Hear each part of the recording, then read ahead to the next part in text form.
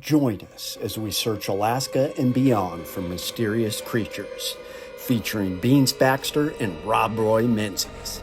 This is the Alaska Bigfoot Studies.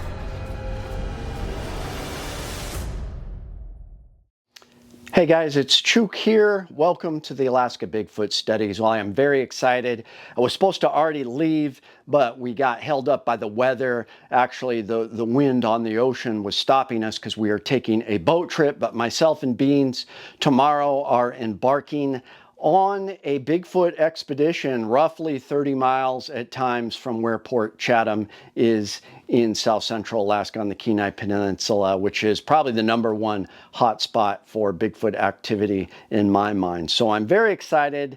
Thank you for everyone tuning in every Sunday. Shout out to Jomo and the kids. I will do another interdimensional Bigfoot show just for you. But I wanted to talk about what happens if we actually find Bigfoot and, God forbid, a hunter shoots Bigfoot. Now, I think this is why a lot of the authorities know about Bigfoot and don't really want the people to know it's real and don't want hunters to go out and Bigfoot hunters to actually kill Bigfoot. First of all, that's pretty sad, especially if it happened in Washington State, Northern California, British Columbia. There's a lot more Sasquatch stories steeped in tradition there. There's a lot of tribes that have connection with Sasquatch. That would be awful if you could get away with it. And if somebody could actually do it, sometimes I doubt a hunter could even be good enough to take one out. But if they did, it would not be good because in my mind, those are very peaceful Bigfoot. Sure, they get mad and they've harassed people, but that harassment has sort of ended with shouting, throwing rocks, and you know, scaring people by smashing logs on trees. If they wanted to, they could just run into camp and tear people apart, especially people on that West Coast trail that are hikers, but they haven't. Now, the difference in Alaska is we have a more wild, untouched area, and of course in Port Chatham, we do have stories of Bigfoot killing people. Very mean, not a nice creature. So I think it's a different animal up here, and only in a defensive situation would I take one out. Now, like I said, if I was in Washington, I would not, because in my mind, that's a more peaceful creature. But up here, I think I'm not trying to hunt and kill Bigfoot. I would like to capture video evidence, you know, photographs and footage, and you know, Beans has said that's what he wants to do too. Only in a self-defense situation, if I thought, you know, Bigfoot's like 10 feet away and he's just going to run at me and rip me apart, because we do have those stories from Western Alaska with Bigfoot grabbing dogs and literally ripping them apart. We'll talk about Western Alaska, but I'm not going to want to do that. Now, what happens if Bigfoot is taken, a hunter goes out, sees a Sasquatch, shoots it, him and his buddies drag it onto a truck somehow, drive into town, newspapers, you know, worldwide, Bigfoot killed, look at this, and they're holding up a Bigfoot.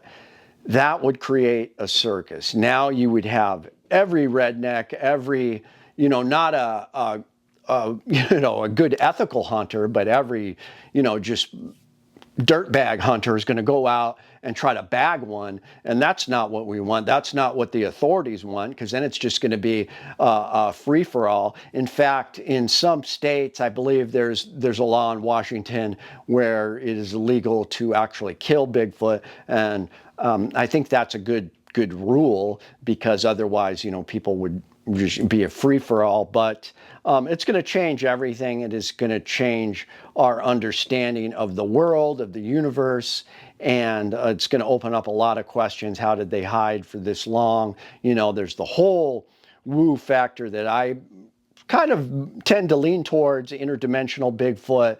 I think that's one of the reasons why one hasn't been taken.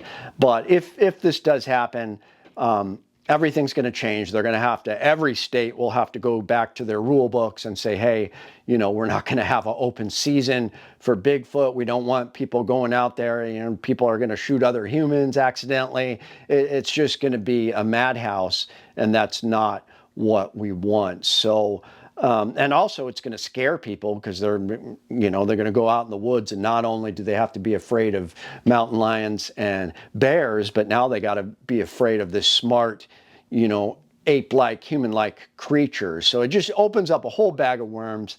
That is why a lot of people know about it. Now, if I've heard many stories from seasoned hikers, hunters who have talked to Park Service officials, and of course their official word, you know, to the media is just joking about it. Oh yeah, Bigfoot. But if you talk to a seasoned park ranger, they're going to tell you that it's real. They've heard the stories. Many of them have seen it themselves. And, you know, they don't want people going out and hunting it. But, you know, they try to keep a tight lip on it, not say much, but you talk to one and you know it's real. In fact, Rob Roy Menzies talked to an official once with the military, and he, you know, he's an older guy on base, higher up in rank. And when Rob brought it up, and this was when Rob was working for the FFA and working on base, the guy said, yeah, basically, Bigfoot's real. I can't talk about him. That's all I'm going to say. Just kind of smirked and then dropped it. And so Rob was like, oh, wow. Now that brings me back to Western Alaska. Now, prior to World War II, we had a bunch of Army bases up here in rural areas. There was some way up north. There was a handful in Western Alaska. And we don't need those big bases anymore because our Air Force is so strong that, you know, we can have helicopters and jets, mainly to areas all over the north in a matter of minutes, hours, whatever, very quickly. We don't need to have these big bases manned because we can protect ourselves with the Air Force while we move units there. So before, that was not the case. We didn't have the, you know, the jets pre-World War II era, and so we have these armories and these army installations, and they turned to National Guard, and then they were phased out 60s, 70s. By the time the 80s were here, you can, I've been in them, you can see these big abandoned armories. Now, the reason this is significant is because there still is several buildings in Bethel, Alaska. That is what we call Southwest Alaska. Bethel is the village hub, and then you got all these other villages in that Yukon-Kuskokwim area, and huge hairy man stories, just a huge hot spot for hairy man. Just look at the Delta Discovery. Talking to my buddy Patrick and then looking at the Delta Discovery is how I learned about this. That's the area where Sasquatch ripped a dog in half. Just all this stuff happened. But one thing Patrick told me, he lived there for 20 years. There were stories of hunters that actually killed a Bigfoot, wounded him out hunting, and then guess what? Went back to his village. The other Sasquatch followed him and harassed him. So what Patrick told me was that the government, the army, the military doesn't want us to talk about it. We don't. He refused to do an interview with me because his wife was part of a local village and she didn't want her name out there. And he also was afraid of officials, you know, knowing that he's talking about it. He literally told me the military doesn't want us to talk about it. Now, the story of, I believe it's Gabriel Fox, was one of the most moving stories because it's this intense story about an actual boy in one of these villages, and the village is named. He ran away, he got lost, and in order to survive, the legend says he turned into a Sasquatch. Now, what's crazy about this story is that this kid ran away, turned into a full-size Sasquatch, and then guess how the story ends? The army found him and took him away, and that Sasquatch and the boy was never heard of again. And that's a local legend in Southwest Alaska. It's in the Delta Discovery. Fascinating, but I do think maybe that's a little over the top. But at the very least, I do think that the powers that be, officials, government, have knowledge of Bigfoot. obviously they're not going to spread it, just like they're not telling us aliens and UFOs are real. They don't want to create panic, and they also don't want hunters going out and just going buck wild in the woods, popping off shots trying to get Bigfoot.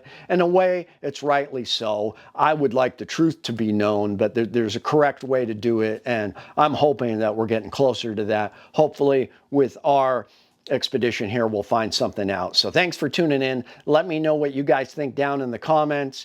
You can look up my playlist. It has been turned into a podcast, so you can look at my channel on YouTube and then look at playlists, and you'll see a bunch of Bigfoot videos. You can watch them all. So I really appreciate you guys, and it's Chuke, your friend in the field.